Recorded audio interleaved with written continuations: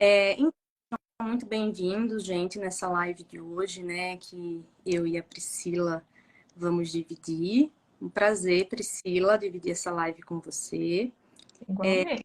Se apresenta para os nossos seguidores, para quem não te conhece ainda.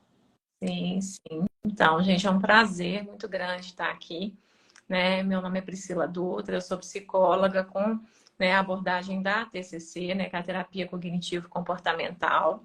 Eu não sei, né, como é que foi acontecendo, se eu comecei a estudar ou se foi a questão dos transtornos de humor que me escolheram, digamos assim. Mas o que foi acontecendo, né? Na prática clínica, cada vez mais, né, aparecendo casos de depressões, né? E aí eu fui buscando estudar, conheci uma turma muito boa, né, que estuda especificamente isso, né, doutor Diego, a Nai também que faz parte, né, Nai? A gente foi juntando aí uma turma boa, correndo atrás, estudando muito. Então, assim, hoje, basicamente, a clínica que eu atendo são os transtornos de humor, né? Ansiedade, depressões e o transtorno bipolar. É um prazer estar aqui com vocês, né? E a gente vai buscar entregar o máximo de conteúdo que a gente conseguir, né, Nai? Para todo mundo aí aprender bastante a respeito dos erros que a gente vê, né, Nai? Sem dúvida. Bom, eu vou me apresentar para quem não me conhece, né? Meu nome é Nayai de Monte, eu sou psiquiatra. Minha área de atuação atualmente são os transtornos de humor, né? Transtorno bipolar e depressão, né? Ah, a maior parte dos meus pacientes hoje em dia são de transtornos de humor mesmo, né? Atualmente eu sou preceptora lá na Unisa, sou coordenadora do ambulatório de transtorno bipolar, estou no GRUDA, no grupo de doenças afetivas da USP, e também sou membro da diretoria científica da Abrata, né? Então, é sempre um prazer poder falar sobre transtorno bipolar, né? E vamos começar então, Pri, sobre falar um pouquinho sobre por que a gente escolheu esse tema, né, Priscila, para poder falar, né? Por que a gente escolheu falar sobre os principais erros que a gente vê na prática quando a gente fala de tratamento do transtorno bipolar, né? E Uhum. queria começar citando, né, gente, que eu acho que falar sobre os erros que acontecem durante o tratamento, a gente não está aqui para apontar erros e, né, e achar culpados ou não é justamente porque a gente entende que, entendendo os erros e por que eles acontecem, é a melhor forma que a gente tem de acertar ao longo do tratamento, né? E quando a gente fala em erro também, muitos pacientes acabam se sentindo, muitas vezes, né, Priscila, a gente vê muito isso na prática, pacientes que se sentem desmotivados em relação ao tratamento, né, em relação à sua evolução, e isso muitas vezes acontece porque o tratamento não está sendo tão adequadamente seguido ou conduzido, né? Então, isso acaba gerando uma desmotivação nos pacientes, um abandono do próprio tratamento, né? Isso a gente vê muito, né, Priscila? Sim, sim. É porque a grande questão, gente, que a gente precisa entender é que não é um tratamento rápido. Não é um tratamento rápido e principalmente, né, a questão é o tratamento, ele te devolve funcionalidade, né? Ele te devolve ali você aos pouquinhos conseguir dormir, conseguir não ter aquela apatia, né, de você conseguir organizar mais seus pensamentos, mas ele não vai te deixar bem logo instantaneamente, né? Então, é muito cuidado, a gente tem que ter muito cuidado para ajustar as expectativas quanto ao tratamento, tá? E é muito comum, né? Acontece muitas vezes, principalmente quando o paciente chega em estado misto, né? Da gente perceber ali, muitas vezes, né? Que primeiro a gente vai regularizar um sono, né? Da pessoa voltar a dormir, mas não necessariamente ela vai se sentir bem, né? Eu costumo dizer que é como se fosse um carro, às vezes, ali que está com defeito, digamos assim, e aí, às vezes, o motor está fundido e a gente tem que resfriar esse motor primeiro, dar uma parada nesse carro, muitas vezes, para aos poucos ir organizando todas as funções dele. E aí, uma coisa que atrapalha muito no engajamento do tratamento é a pessoa ter dificuldade ali de perceber, né, que não vai melhorar tudo de uma vez e que não vai deixar ali, né? E que ela vai ter que entrar num movimento, né, e às vezes tolerando ali certas dificuldades iniciais do tratamento, e aí por isso que a terapia é tão importante, esse trabalho multidisciplinar que a gente faz, né, Nai? Para a pessoa saber muitas vezes, né, que é aquela coisa, ela vai ter que ajudar a medicação a fazer efeito. Tem uma parte ali comportamental que é muito importante, né? Então, de tomar as medicações, né, Nai, do jeito correto, né, de você, né, tá ali fazendo, né, de você entender que não pode esperar ficar bem para fazer as coisas, né, que a gente entende, né, que muitas vezes é difícil sair da cama, né, às vezes, né, mas você precisa sair da cama, você precisa se expor à luz do dia, você precisa tentar dar uma volta no quarteirão, você precisa tentar tirar o seu pijama e não esperar que do nada fique às vezes bem. E aí você começa a dar esses passos, né, Nai? É uma dificuldade que eu acho que às vezes as pessoas têm de perceber isso, né?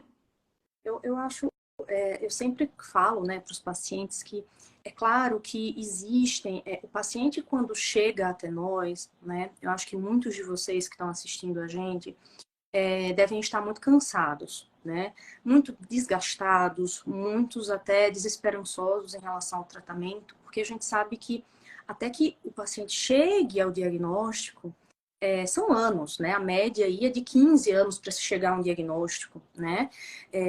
Então, é claro que o paciente ele chega com muitas expectativas, né? Cansado, então esperando ali o último, né, suspiro, né, de ajuda.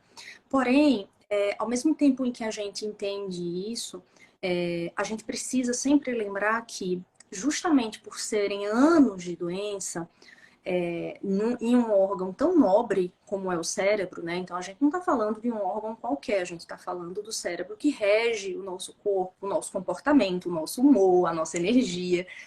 Então, a gente não consegue melhorar o paciente em tão pouco tempo, né? Então, da mesma maneira que a doença foi se instalando ao longo dos anos, né, e progressivamente foi evoluindo, o tratamento também. A gente tem que ir muito aos poucos, por quê? Porque a gente está lidando com medicações complexas, com neurotransmissores, então nada é tão instantâneo assim, né? Então é natural que primeiro alguns sintomas vão melhorando, né? Depois outros vão melhorando. É natural que ao longo do processo existam oscilações, né? Então, se você que está assistindo a gente, né, que é paciente, de repente está no meio de um tratamento e ainda está oscilando, né? Ainda está tendo muita ansiedade, muita irritação, muita angústia, é natural, né? Porque a melhora ela não é 100% e de uma maneira só. Ela acontece progressivamente, Uhum. né? Então, de fato, estabilize, você vai ter períodos de oscilação, e isso não quer dizer, né, necessariamente que o tratamento não está dando certo, né? Ou que você é culpado por alguma coisa, não, né? Você tem que entender que você tem uma doença, um transtorno que é complexo, que é difícil, né? E que até que a gente chegue na calmaria, vão existir momentos de muita dificuldade, né? E não só para o paciente, mas também para o profissional da dupla, né?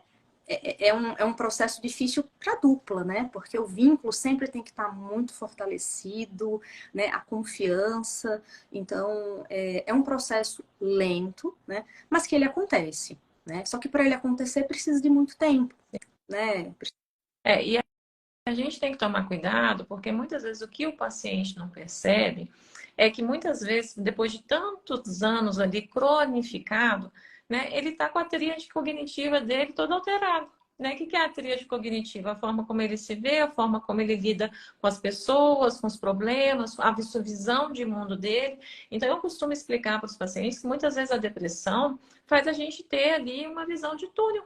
Né? Eu acredito que aquele mal-estar ali nunca vai passar, que eu nunca vou melhorar, e isso, né, a gente precisa de dar tempo até para as medicações, o tratamento ir fazendo efeito, fazendo esse trabalho na terapia, da gente duvidar mais, né, do que a gente pensa, do que a gente sente, ao invés de, né, ser tomado pelas nossas emoções, o tempo todo fazer raciocínio emocional. Então, é um treino cognitivo que vai acontecendo junto com as medicações.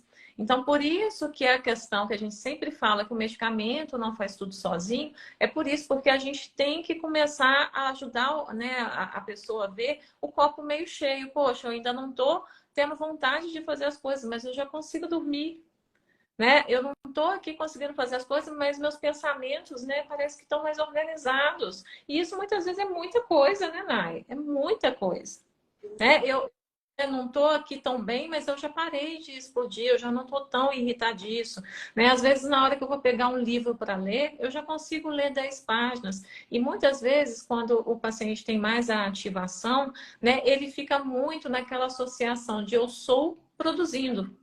Eu sou quando eu faço muita coisa. Só que o que a gente tem que mudar é esse jeito de funcionar, porque muitas vezes eu vou me levando à exaustão quando a gente está falando de TAP. A gente está falando de uma doença que é de energia e as pessoas têm dificuldade de entender isso. Se você vai se ativando, ativando, ativando, o que vai acontecer? Uma hora, vai puxar aquilo ali com toda a força, vai acabar a energia. Então a gente vai ter que aprender a aceitar o bom o suficiente, né? Vai aprender, vai ter que tocar a vida de um jeito totalmente diferente, né? Porque muitas vezes o paciente ele está com saudade da hipomania, ele acha que o bem, e muitas vezes por não ter conhecimento de como a doença funciona, né? E aí aquela coisa de achar que hipomania é loucura ou mania é loucura, não é nada disso, as coisas fazem muito sentido, né? E tem a ver com a questão, né, de como a pessoa, né, a personalidade, o que que é importante para ela. Então, assim, vai fazer muito sentido ali as coisas, enfim, ela vai achar que bem era aquilo lá. Só que aquela exaustão, aquele demais, aquele excesso também fez ela cair para a depressão. Então, todo um reaprender a caminhar, é como se tivesse que aprender a caminhar de novo, realmente. E, e acho que você tocou em dois pontos muito importantes, Priscila, que é entender essa questão das oscilações, né? Então, é muito importante o paciente ele ter conhecimento, né, sobre o que está acontecendo com ele, né, sobre essas oscilações que acontecem, né, e também essa questão da hipomania. Isso eu acho que é clássico, né, e isso se torna especialmente mais difícil naqueles pacientes que têm um polo predominante maníaco ou hipomaníaco. Por quê? Porque como a maior parte dos episódios deles, né, foram em mania ou hipomania, a chance maior é que eles tenham se identificado, passado muito mais tempo, digamos assim, nessas fases, né? Então, é como se eles estivessem habituados a um padrão de energia, de atividade, de humor, de impulso muito acima, né? E quando no tratamento a gente começa a trazer esse paciente para um nível de energia normal, eu estava conversando sobre isso agora com o último paciente que eu atendi antes da live, justamente disso, né? Quando a gente começa a trazer esse paciente para um nível normal de energia, né, de humor, de atividade, de pensamento, muitas vezes esse paciente ele, vamos dizer assim, se estranha um pouco com o tratamento, né? Ele começa a não simpatizar mais tanto com o tratamento, porque ele passa a enxergar o tratamento como algo que está tirando a vitalidade dele, Isso. né? Algo que está podando, né, as possibilidades, a energia, aquele comportamento que, do ponto de vista dele, privilegiava ele ou dava benefícios, enfim, né? E grande dificuldade, né? Por quê? Porque até que o paciente ele se acostume, né, e perceba que ele não está deprimido, né? Uhum. Que aquilo é ele, ou que ser daquela forma também pode ser bom, Sim. né? Aquilo é a personalidade dele agora, né? Antes não era, antes aquela extroversão, né, aquela desinibição, aquele excesso de socialização, não eram ele, aquilo era um sintoma, né? Uhum. Então, o paciente ele precisa entender, né, o que é sintoma, Uhum. por mais que naquele momento ele entenda aquela característica, aquele comportamento como algo positivo, aquilo é um sintoma. E mais cedo ou mais tarde aquele sintoma vai se voltar contra ele, né, que é justamente quando você fala, né, desse aumento de produtividade que existe e acontece muito. Depois de uma hipomania vem a depressão, né? Porque é como se a bateria do cérebro esgotasse, Uhum. né? Produz, só que logo depois vem a queda, né? E aí é que o paciente começa a perceber que, nossa, agora eu tô mal. Não, você já vinha mal de muito antes, né? Só que muitas vezes o paciente encara isso como sendo algo positivo, né? E isso acaba afastando muitos pacientes do tratamento, né, Priscila? Uhum, sim, exatamente, porque muitas vezes o que que a gente tem que tomar cuidado? A gente vive numa sociedade do cansaço. Então, muitos sintomas são super validados socialmente. Então, Dados, nossa, você está trabalhando horrores, não é assim mesmo, a vida é difícil, né? Isso aqui. Nossa, você está num relacionamento aí complicado, né? Enfim, tal, não sei o quê. Não, é assim mesmo, homem é assim, mulher é assim mesmo e tal.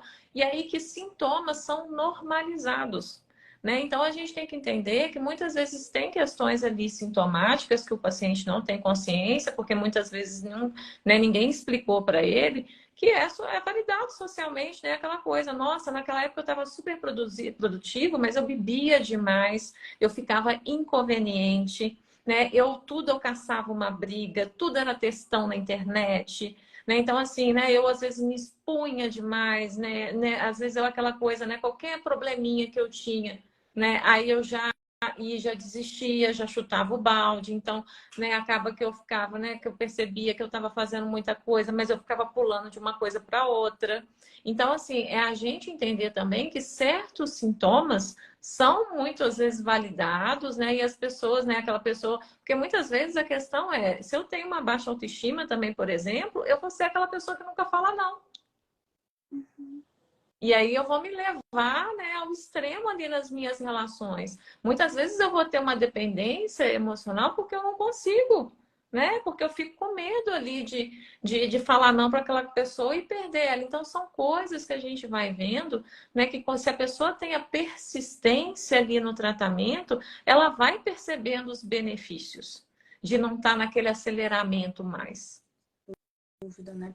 E falando, né, de sintomas, enfim, eu acho que um outro ponto, né, Priscila, que a gente escolheu para tratar aqui é justamente que acontece muito durante o tratamento e isso acaba impactando no tratamento, né?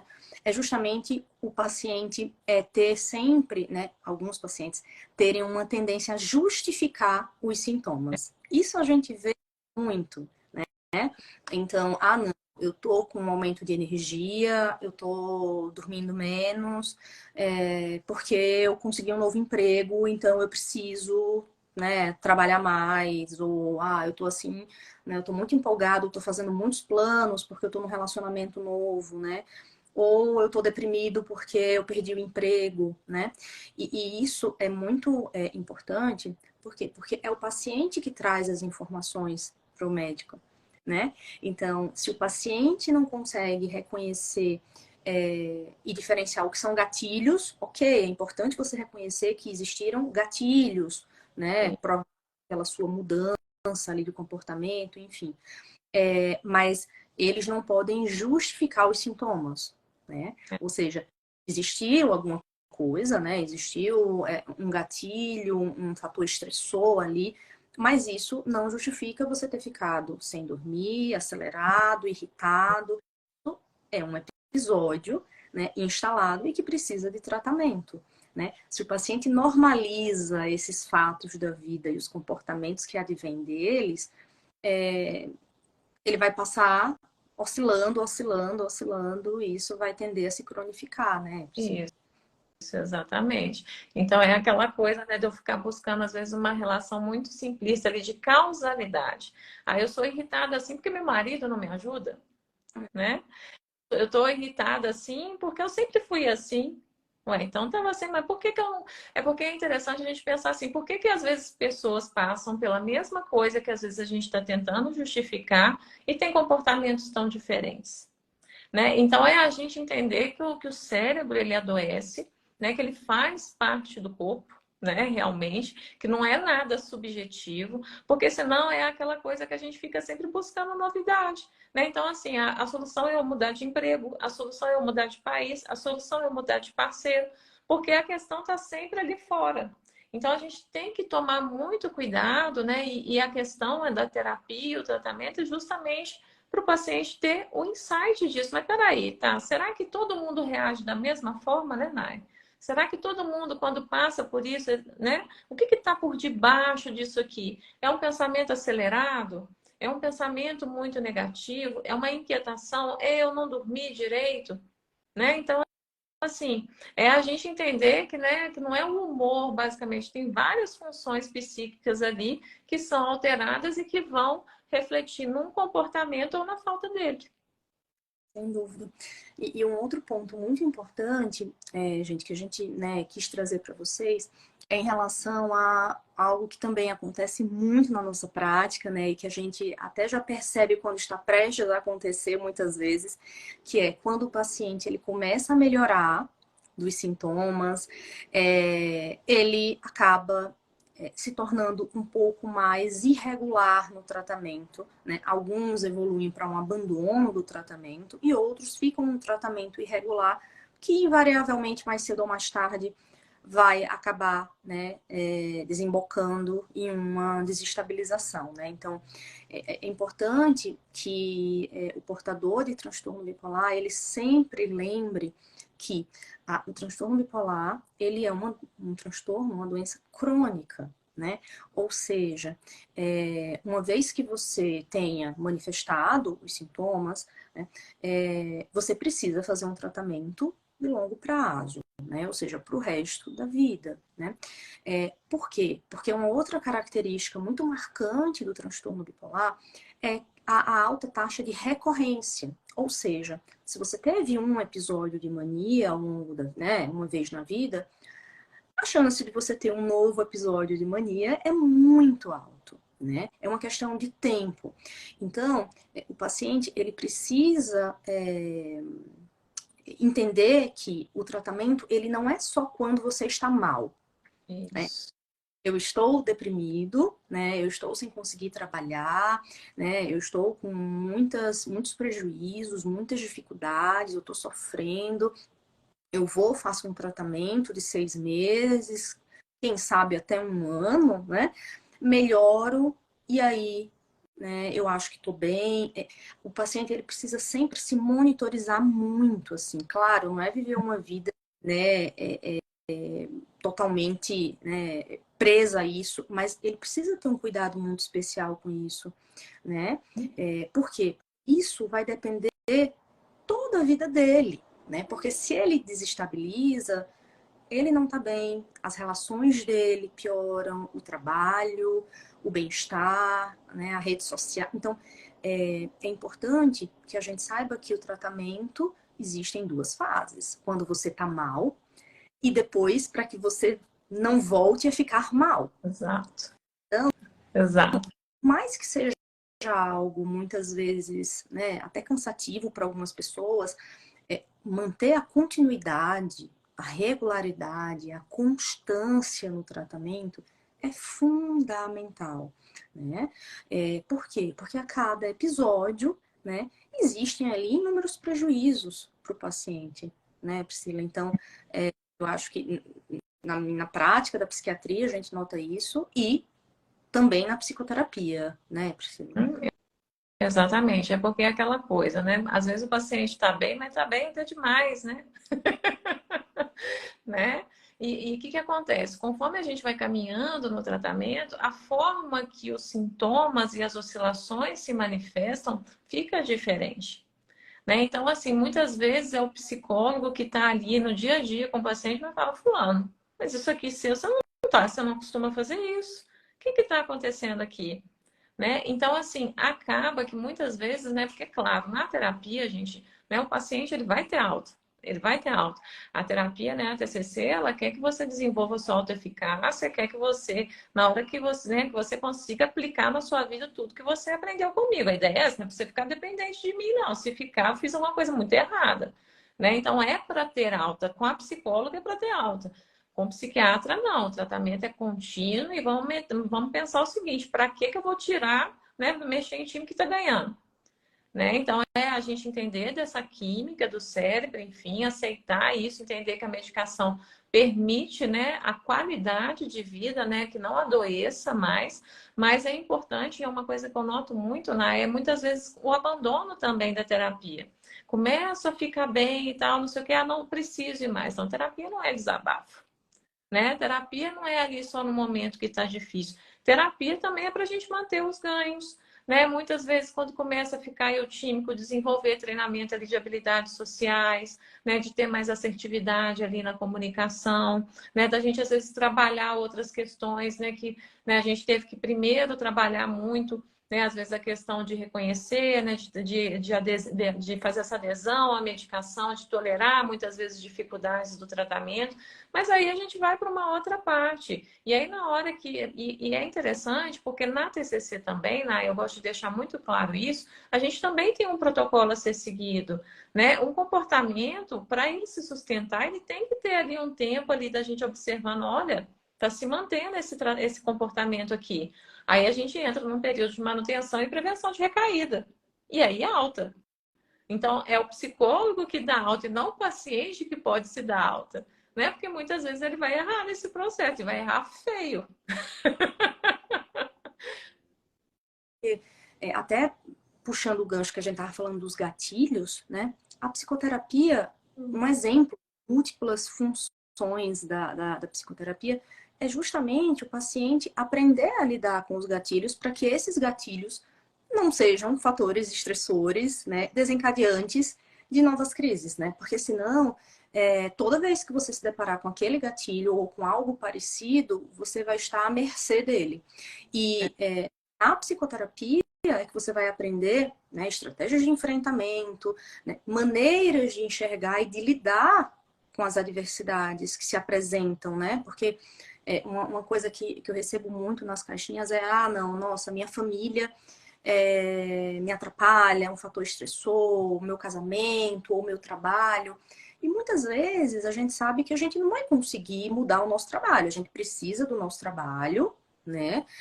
Financeiramente falando, e a gente. Então, como é que a gente vai mudar isso? A gente vai ter que mudar a nossa relação com o trabalho, né? Ou da nossa família, ou da forma como a gente está se relacionando com o nosso parceiro, nossa parceira, né? E é na psicoterapia que isso acontece, né?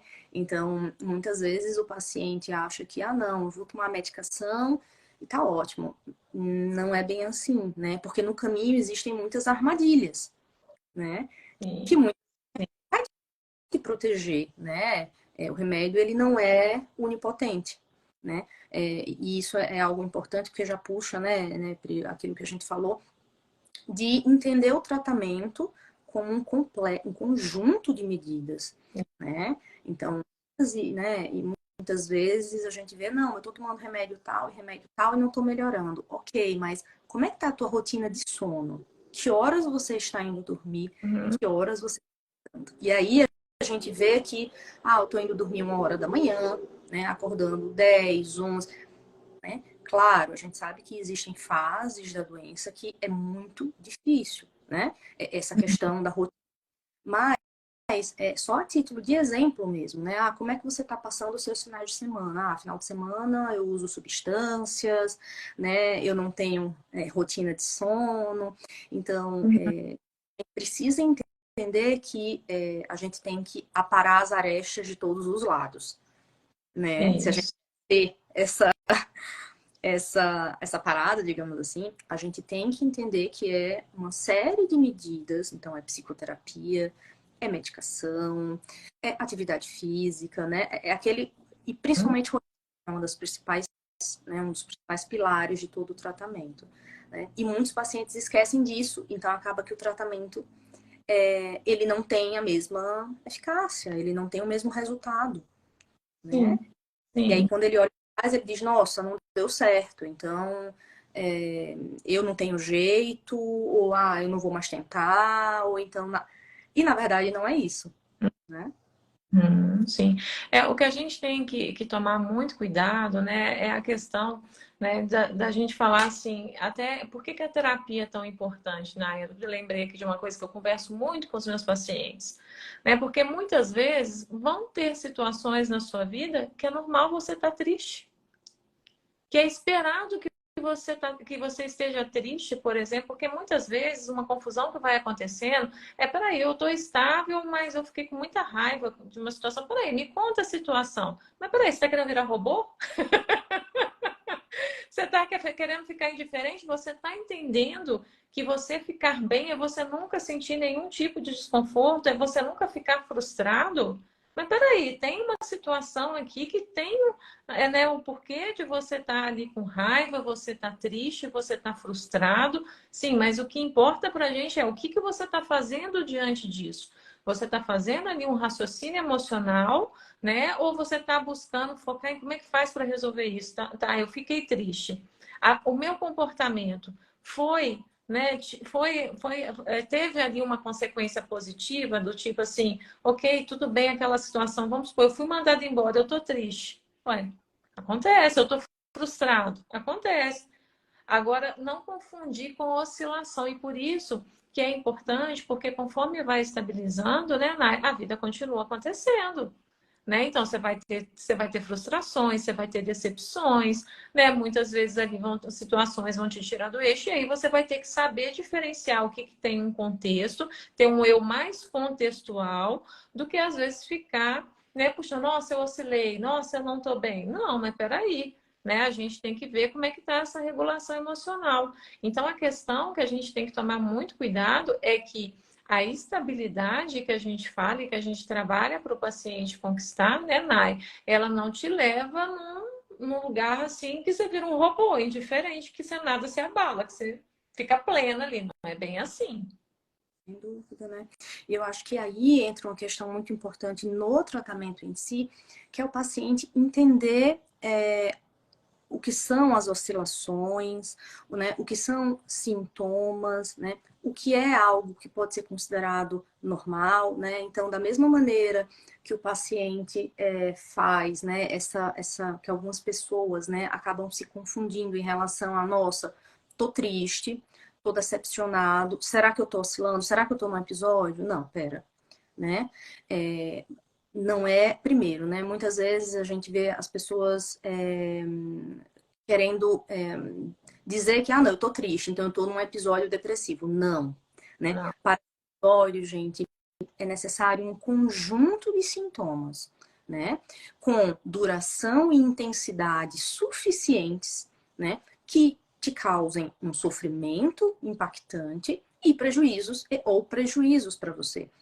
Então, se você perdeu o emprego triste, você passa 2, 3 dias triste, é uma coisa, né? Agora, perdeu o emprego, você passa 2 semanas triste, com pensamentos negativos, né? Com pensamentos de morte, sem conseguir levantar da cama, enfim. Então, é importante que o paciente ele entenda sobre a doença, né? Porque isso muda todo o caminho que ele vai percorrer, né? Porque se ele não se confunde nesses aspectos, fica muito mais claro o caminho, né? Então, olha, agora eu estou triste, eu estou frustrado, decepcionado, porque eu fui traído. Ok, né? Isso é algo esperado, né? Também estava conversando com um paciente antes da live falando disso, né? Ele dizendo, não, eu tô acordando 5 da manhã e volto para casa 7 da noite. E eu tô me sentindo cansado. Eu acho que minha energia tá baixa. Eu disse, não, pera. Ué. Né? Se você estivesse com energia, eu estaria achando estranho, Isso. né? É muito Isso. comum o paciente confundir, né, o que é da personalidade dele, né? Então, por exemplo, pensamento acelerado. Não, pensamento acelerado não é da personalidade de ninguém, né? Pensamento acelerado com irritação, um pensamento acelerado com irritação, ansiedade, a coisa já vai ganhando uma outra forma, né? Ah, Então, sim. erros que a gente precisa sempre se policiar para não cometer, e isso a gente só consegue fazer estudando sobre a doença, né, o Uhum. paciente, estudando sobre o que ele tem, é justamente não confundir, né, doença, né, o que é sintoma da doença, o que é da personalidade, o que é algo esperado, o que é algo que já pode ser considerado preocupante, digamos assim, né? Isso. E uma coisa que eu tô lembrando aqui, né, que eu vou puxar o gancho, é uma coisa de bastidores, que muitas vezes o paciente não sabe, né, Nai? É o seguinte, muitas vezes o paciente pensa que a consulta dele é aquela, né, aquela consulta que ele faz com você, aquela sessão de 1 hora ali, 50 minutos que ele faz comigo, mas ele não tem noção dos bastidores dos podcasts, né, Nai? No sentido assim, né, muitas vezes está comentando, como é que às vezes o paciente, porque às vezes o paciente ele não consegue narrar isso, ele está tão ali nas questões, e é nessa hora que entra essa parceria aqui, né, Nai? De virar e falar assim, Nai, tô vendo o paciente, né, tem 2 semanas que ele está com um conjunto ali de sintomas, enfim, né, que está demonstrando que realmente teve um fator desencadeante, teve uma situação que aconteceu, mas além disso, realmente tem um sono que não está reparador mais, tem uma inquietação física que não está mais. Então, por isso que é tão importante esse trabalho de psicólogo e psiquiatra junto. Se você tem um tratamento que o seu psiquiatra ou o seu psicólogo não conversam entre si, corre, Bina, se lata. Porque é fundamental, porque o que acontece? Eu vejo o paciente semana a semana, né? Muitas vezes o psiquiatra ele vê de mês em mês, de 2 em 2 meses. É importante ter esse relato, né? De perceber, olha, teve essas micro oscilações, aconteceu isso, isso, isso. Então, assim, é importante que o paciente entenda que nos bastidores tem profissionais ali trabalhando juntos, muitas vezes nutricionistas, dermatologistas trabalhando juntos. Muitas vezes, né, o psiquiatra, né, na Ivrano falou assim, Pri, segura as pontas aí na terapia, que a medicação, né, daqui a 2 semanas ele vai começar a perceber mais o efeito. Então, são bastidores, né, que profissionais que trabalham juntos, né, e que o paciente não tem nem noção. Às vezes ele está vendo ali a gente, mas eu sempre busco, né, acaba que a gente deixa muito claro isso, né, Nai? Não vou conversar com o psiquiatra, não pode deixar, eu e Nai estamos trabalhando juntos, fique tranquilo, né? Então, assim, tá vendo? Muitas vezes um erro do paciente é não perceber que ele não está com uma boa equipe. Uhum. Exatamente. E uma coisa que você falou, né, Pri, que eu acabei esquecendo de comentar, mas que eu achei tão importante, essa questão do paciente achar que tá bem e aí ele tá muito bem. Uhum. Então, isso é um dos pontos, isso é um dos erros, né? Ou alguns dos cuidados que a gente tem que ter, né? Por isso que é tão importante a gente manter uma regularidade com o psicólogo e o psiquiatra, né? Porque a gente sabe que a hipomania ela pode, né? Muitas vezes, né? Muitas vezes, na verdade, quase sempre, tirar a crítica do paciente, né? Em maior grau, em relação a como ele está. Então, o paciente, e aí a Patrícia até comentou, né? A Patrícia Queiroz comentou uma coisa muito interessante, que é o quão importante é para o paciente ter o acompanhamento de profissionais próximos a ele, para reconhecer quando ele estiver bem demais, digamos assim, né? Porque a depressão do paciente, ele percebe quando ele está deprimido, porque a depressão dói, né? Então, é diferente da hipomania, muitas vezes. E também o paciente entendeu como é importante ele ter uma rede de apoio que também entenda sobre a doença, né? Que também esteja atento ao comportamento, né? Às oscilações, porque são essas pessoas que muitas vezes vão perceber as primeiras oscilações, né? Muitas vezes ainda está sutil, mas é a rede de apoio que vai perceber que o paciente, opa, não, ele está mais nervoso do que o habitual. E às vezes você fala, mas não tem nada a ver, né? Tô ótimo, tô do mesmo jeito e na verdade não tá, né? Então, é importante para o tratamento que exista não só uma equipe, né, atenta ao paciente, né? O paciente ele precisa buscar essas equipes, né? Que se comuniquem, que tenha essa conexão, né? E essa comunicação, e também a rede de apoio dele, né? Isso é fundamental. Sim. E um outro ponto, né, porque a gente escolheu aqui, que eu acho que isso é algo até polêmico, né? Mas eu acho que vale a pena a gente falar, que é em relação a quando o paciente ele acaba não focando na melhora em si. Uhum. Mas a gente percebe que acaba que para aquela pessoa a prioridade é se esquivar de efeitos colaterais. Perfeito. Uhum. Então, a pessoa, ela, apesar de buscar ajuda, né, porque está precisando, né, mas no momento que a gente muitas vezes propõe um tratamento e chama aquela pessoa, né, para participar ativamente do processo, a gente percebe que algumas pessoas acabam querendo se esquivar de qualquer tipo de efeito colateral que ainda nem eu, Isso. né? É. E isso, como isso acaba atrapalhando o tratamento, né, Epsi? Isso. Exatamente, porque muitas vezes aquela coisa, ah, mas eu vou tomar X medicação e eu vi no Google, socorro Deus, eu vi no Google, confie no seu profissional, né? O profissional te ouviu, entendeu suas demandas, as suas necessidades, ele não ia colocar uma medicação, né, que iria te fazer mal, né, ali no sentido. Né? Então, é tomar cuidado, porque ninguém vai no Google para falar que o medicamento deu certo, tá, gente? Tem um viés ali de confirmação bem complicado no Google. Ninguém vai lá falar assim, olha, comecei a tomar o lítio, né? Percebi às vezes ali, né, algumas questões, mas melhorou, passou. Todo mundo que vai lá, vai muitas vezes ali num estado ali mais ansioso, de reclamação, de dúvida, não está tendo às vezes um acompanhamento adequado. E se você vai lá e dá o Google, ao invés de conversar com os profissionais que estão te acompanhando, você não vai, né, fazer a coisa certa, você vai sabotar o seu tratamento.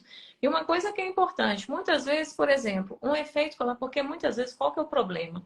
É a prioridade da melhora está errada. Tipo assim, eu quero ficar bem, mas eu não quero engordar, viu? Ó, não quero engordar. Mas tá, vamos supor que essa medicação que vai fazer você voltar a dormir, ficar com autoestima de novo, né, ter o pensamento mais organizado, ela tem uma questão de aumento de apetite. Beleza.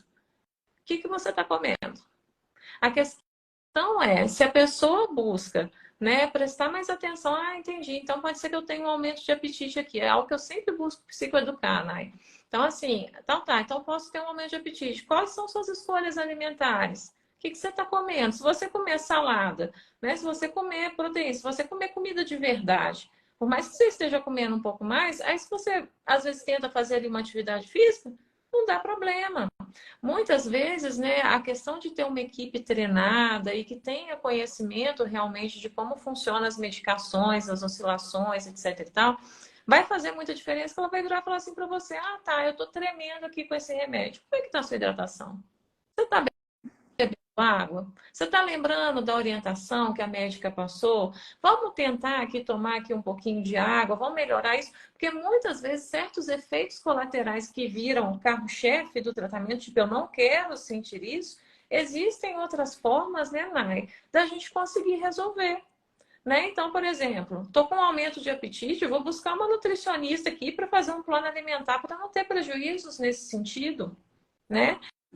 Então, tem muitas questões que dá para, se a gente tiver flexibilidade psicológica, né, conseguir a longo prazo ter todos os efeitos positivos do tratamento. Mas tem que entender que durante esse processo podem ter certas dificuldades. Né? Pode às vezes ter, né, Nai, sei lá, uma queda de cabelo que vai passar com o tempo. Né? E aí a gente pode utilizar, né, suplementos, enfim, algo para diminuir isso. Não é mais ou menos isso, né, que a gente vê às vezes que atrapalha demais no tratamento, aquela coisa de virar se está acontecendo tal coisa. Mas olha, se você tomar água, passa. Sem dúvida. E acontece muito, né, Pri, de o paciente ele confundir o que é sintoma da doença, né? Por exemplo, né, a gente sabe que o próprio transtorno bipolar, por ele ser uma doença inflamatória, ele próprio já causa, né? Ele já torna o paciente mais vulnerável ao ganho de peso ao longo da vida, né? Além disso, um sintoma muito comum do transtorno bipolar é o aumento de impulsividade para comer que existe em muitas fases, né? Então, que pode existir na mania, na hipomania, nas depressões mistas. E isso faz com que o paciente ele acabe ganhando peso também. Então, muitas vezes, né, não é a medicação que está causando um aumento de peso, mas sim um sintoma. Isso. Né? Então, a medicação está ali justamente para tratar o sintoma. Né? E a gente precisa estar aberto e permitir esse acesso, né, da medicação. Por quê? Porque muitas vezes você tomando a medicação, qual é a tendência aqui? A tendência é que o teu apetite volte ao normal, que a tua energia, por exemplo, um paciente em depressão mista, que não tem energia, mal tem energia para levantar da cama e tomar um banho, imagine ir para uma academia ou fazer uma caminhada ao ar livre, ele não consegue. Então, é a medicação que vai promover a esse paciente um retorno das atividades, então ele vai conseguir voltar para a academia, ele vai conseguir fazer uma caminhada, ele vai ter motivação e enxergar sentido em procurar um nutricionista, né, em ter um pouco de ânimo, né, e se empolgar para fazer uma dieta. Então, é sempre muito importante, diante, né, quando o paciente ele começa a usar uma medicação e ele tem algum sintoma, é muito importante que primeiro ele busque as informações em fontes seguras, de preferência com a equipe que acompanha ele, que conhece ele, né, que sabe por que foi escolhido determinadas medicações para ele, né, para que ele tire essa dúvida, né, para que ele não vá, muitas vezes, como você falou, em fontes que não são seguras e que não valorizam a individualidade dele, né? O que é um erro muito frequente também no tratamento, o paciente comparar tratamentos. Isso é o que a gente vê, assim, demais, né? Então, tal pessoa estava usando tais e tais remédios. Então, para mim vai funcionar, ou para mim não vai funcionar. Gente, não tem como a gente prever como cada pessoa vai responder aos remédios, né?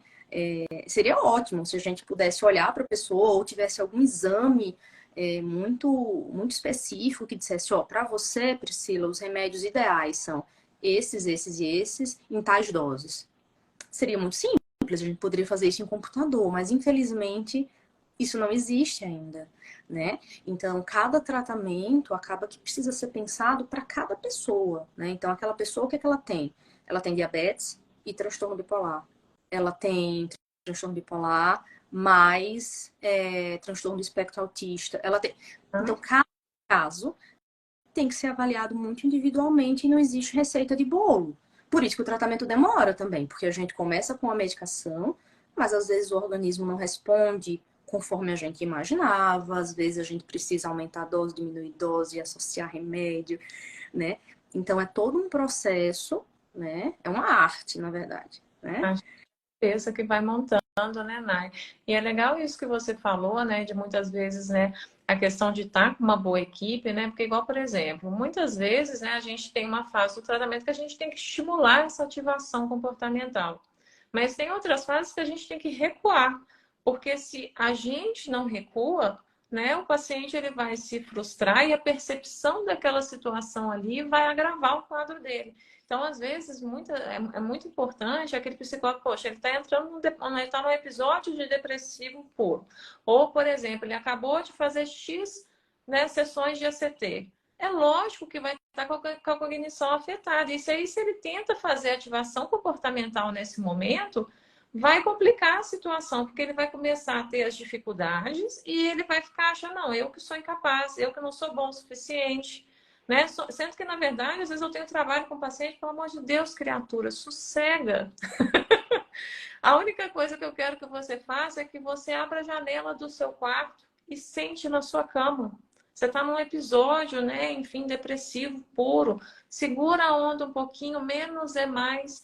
Então, por isso que é tão importante a equipe ali que está acompanhando com esse olhar treinado, porque em alguns momentos vai ser sentido, vai fazer total sentido ter uma ativação comportamental, e em outros momentos a gente vai ter que recuar para proteger o paciente. Né? De virar e falar assim, não, você não pode voltar a trabalhar, não. Né? Você tem que ficar um pouquinho mais quietinho, você tem que dar um pouquinho mais de tempo.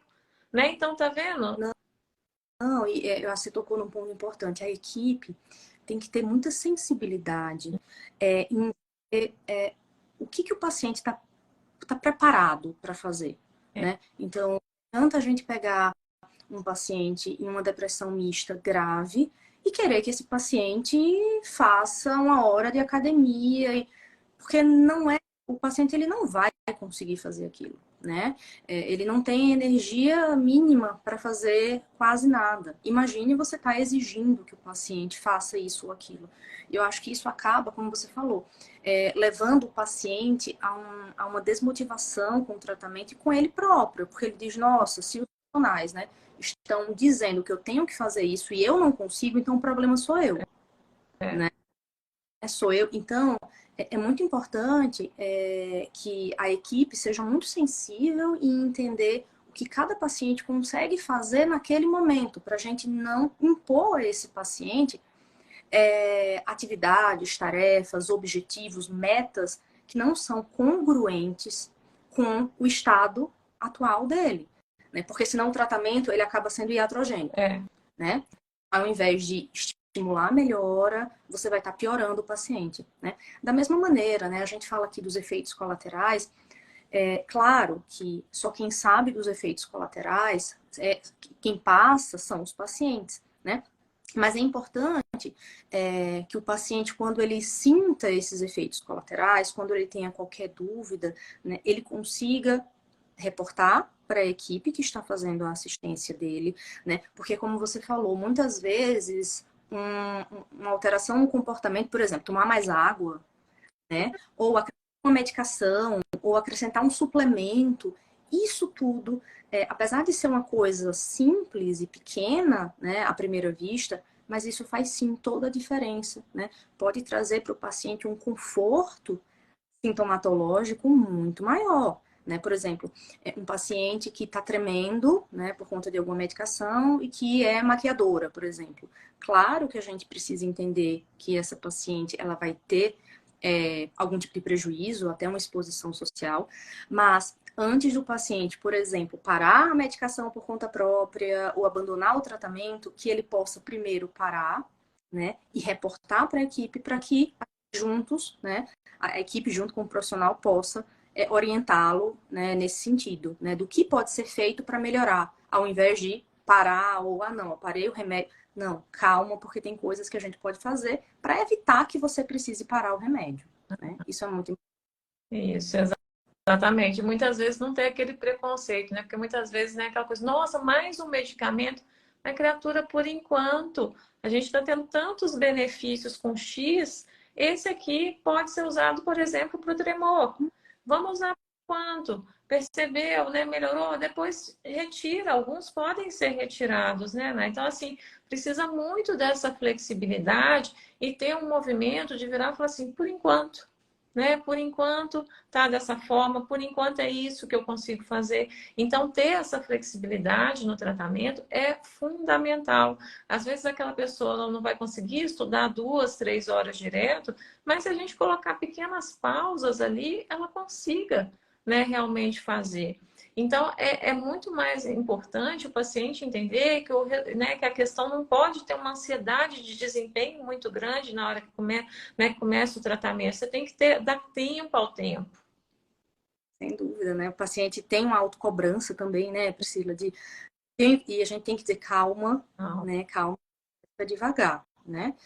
E eu acho que só para a gente fechar, né, Priscila, em relação a uma grande questão e que a gente percebe que esse é o ponto central, é aceitar o diagnóstico, né? A gente costuma o tratamento ele só começa efetivamente quando o paciente ele aceita o diagnóstico, né? Quando ele consegue ter essa consciência, né, do que ele tem, enfim, identificar gatilhos, enfim, fatores estressores, sintomas.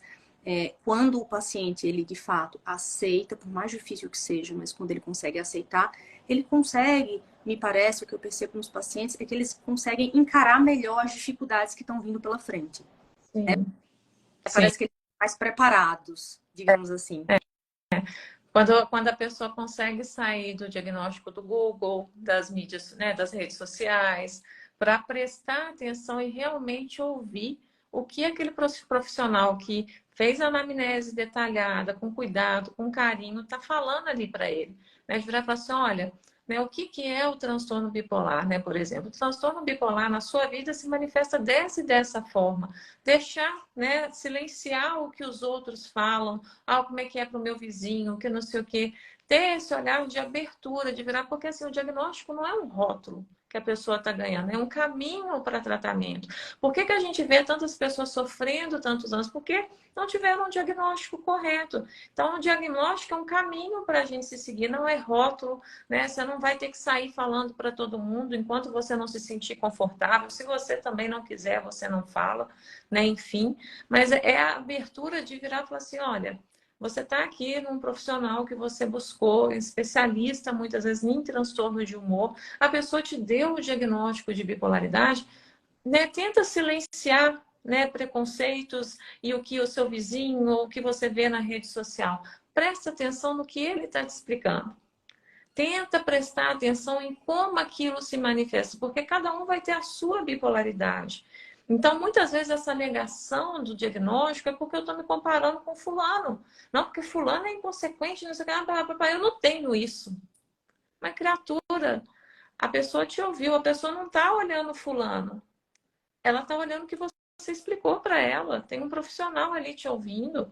Né? E aí ele foi juntando, né? Ele tem conhecimento desse quadro, né? Do que junta ali a questão, né? De dar o diagnóstico, como foi acontecendo ao longo da sua vida, né? E aí ela vai te dar o diagnóstico, mas cada um vai ter a sua bipolaridade. E o que as pessoas têm que tomar cuidado é que é uma doença muito genética. Então, às vezes, sim, vai acontecer de ter muitos casos na família, mas você vai perceber que um, às vezes, é mais depressivo, um é mais para cima, um não tem prejuízos, às vezes, né, é extremamente funcional, né, mas ali nas relações não dá certo. É aquela pessoa que é super bem sucedida, né, enfim, incrível, mas que ela não consegue se relacionar. Então, assim, para cada um vai ter a sua bipolaridade. O importante é receber o diagnóstico, focar em ter uma boa equipe, Elenai, e fazer o tratamento e ouvir aqueles profissionais que estão olhando para você, né? Para você, não é o seu vizinho, não é fulano de tal, não é o que eu vi na rede social, porque geralmente na rede social o que a gente vê? Casos extremos, né? Casos extremos. São as coisas mais que ganharam repercussão, né? Mas quantos pacientes bipolares tem do nosso lado, no nosso trabalho? E eu acho que quando a gente aceita o diagnóstico, a gente consegue dar sentido a muitas coisas, né, que a gente passou, né? Então, aquela dor que a gente vem sentindo há tanto tempo, parece que ela ganha um sentido. Quantos e quantos pacientes, né? Eu dei o diagnóstico, eles disseram, doutora, eu tô chorando, mas não é de tristeza, é de alívio, porque finalmente eu entendi o que eu tenho, finalmente eu entendi por que que eu me comportei assim, né? Por que que eu fiz tal coisa. Então, o diagnóstico, ele é um caminho que se abre, né? Ele é libertação, na verdade. Né? Ele não é uma prisão, nem uma maneira de te colocar dentro de uma caixa e resumir você aquilo. Pelo contrário, né? É dar sentido a tudo que você já viveu e que você muitas vezes não entendeu, porque você era refém dos seus sintomas. Sim, Né? Muitas exato. vezes, gado, né? Por ser preguiçoso, por ser mau caráter, ou por ser isso ou aquilo, por pessoas que na verdade não entendiam que aquilo era um sintoma, né? Que aquilo fazia parte de um quadro muito maior, né? Então, que a gente possa encarar o diagnóstico dessa maneira, né? Como um novo sentido que a gente vai dar ao que a gente já viveu, né? E ao que a gente está por viver a partir daquele momento, né? Que a gente não se abandone nele, que a gente tenha ele do nosso lado, né? Mas a gente não precisa colocar na nossa testa e não, né? Ele é apenas uma parte da gente, mas que é uma parte que a gente precisa saber que existe, reconhecer e de alguma maneira lidar melhor com ela, né? Exatamente. Melhor. Eu costumo dizer, Nai, que eu sempre falo para o paciente quando ele chega para mim e às vezes no processo de alta também. Dê uma oportunidade para o tratamento. Dê uma oportunidade para mim e para a sua médica, para que a gente consiga que o melhor de você fique. Porque se a gente pensa, né, que é uma doença de energia e de tantas oscilações junto com isso, né, então muitas vezes por isso que você não consegue ter constância. Por isso que você tem tantos altos e baixos ali ao longo da sua vida. O tratamento, se você deixar o preconceito de lado, se você se abrir para ele, vai fazer com que que o melhor de você fique. Então, eu sempre explico isso para o paciente: dá uma oportunidade para o tratamento, dá uma oportunidade para a equipe que a gente está montando para a gente te ajudar. Não fica nessa, né, tipo, ai, mas eu tenho isso, não sei o quê. Não, dá uma oportunidade. A questão é o seguinte: você tem isso, mas você não é isso. Você tem esse diagnóstico. Esse diagnóstico explica muitas coisas que aconteceram na sua vida. Mas eu quero que, né, você fique aqui. Eu quero que apareça você. A gente precisa ver você. Então, para isso, precisa ter essa abertura, né, Nai? E precisa permitir que o tratamento trate o que precisa ser tratado. Muitos pacientes às vezes dizem, ah, não, eu não quero, né, tomar remédio porque vai mudar a minha personalidade, vai mudar. Eu disse, não, remédio não muda a personalidade, né? O remédio vai tirar sintomas que estão deixando turvo ou nublado quem você de fato é, né? Então pode ser que quando a gente tira isso tudo, você descubra que você não é bem aquilo que você imaginava que era. Ok, vamos terapia, né? A terapia também nos ajuda nisso, né? Mas o tratamento, ele não vai modificar uma pessoa, né? Ele vai melhorá-la no aspecto de tirar aquilo, tudo que interfere no comportamento dela, no jeito de pensar, né? Na energia, nos impulsos, enfim, né? Em todos os âmbitos que o transtorno bipolar acaba afetando uma pessoa, né? Isso. Exatamente. Exatamente. Bom, Tem paciência, né, Nai? Dá gosto de ver. Eu tenho prazer de dar alta. Tenho prazer, ó. Tchau, segue sua vida, né? Que bom o trabalho que a gente fez juntos, né, Nai? dúvida. É muito bom, né, acompanhar a evolução do paciente, todos nós ficamos muito felizes, mas tudo no seu tempo, né? A gente atropelar as coisas no tratamento, porque senão ao invés de andar para frente, a gente começa a dar passos para trás, né? Quando a gente vai em busca de muitos atalhos, acaba que a gente muitas vezes se depara com coisas que a gente não gostaria. Então, eu acho que, né, quem ainda está aqui na live com a gente, que a gente possa pensar sobre isso, né? Sobre a importância do tratamento, né? Sobre o que cada um que está aqui pode melhorar no próprio tratamento, né? Sobre tudo aquilo que a gente falou, né? Se existir algum ponto, algum aspecto que você considera que ainda pode melhorar no seu tratamento, comece hoje, comece o mais rápido possível, né? Que dessa maneira, com certeza, os resultados que você terá serão muito melhores, né? Se você alinhar, né? Esses outros pontos que ainda precisam ser ajustados, né, Priscila? Com certeza, com certeza. Acho que a gente conseguiu falar bastante coisa, né, Nai? Bom, que bom. Então vamos nos despedir, né? Eu queria agradecer a todo mundo que ficou até agora com a gente ou que passou aqui na nossa live. Espero que vocês tenham gostado, tá bom? Priscila, muito obrigada pela sua companhia. Foi maravilhoso, como sempre, né? E um beijo bem grande. Um beijo para todos, gente. Muito obrigada pela companhia de vocês. Espero que dê certo salvar, né, Nai? Tomara, tá? É, Foi um prazer, né? E sempre direto aqui, né, no Instagram. Usem a caixinha de perguntas, né, Nai? Não se acanhem, né? A gente está ali muitas vezes para psicoeducar, né? Enfim, para dar uma informação que pode fazer a diferença no tratamento. Então, não fica com aquela coisa, nossa, o que fulano vai pensar? Eu não vou pensar nada, eu quero ajudar. Tá? Então, muito obrigada, gente. Boa noite. Foi um prazer estar com vocês. Nai. beijo, tchau.